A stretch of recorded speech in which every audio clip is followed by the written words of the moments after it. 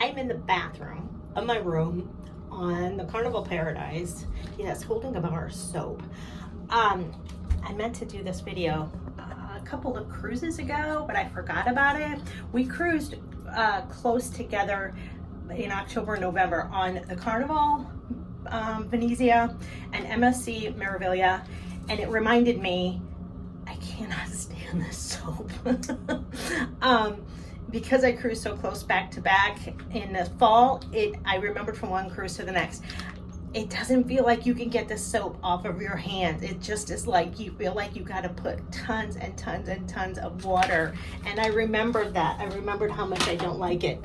I picked this little guy up at, I think it was in a kit of travel stuff. I love because it's got the thing. I filled it with soap from the dollar store. We're on a 10-day.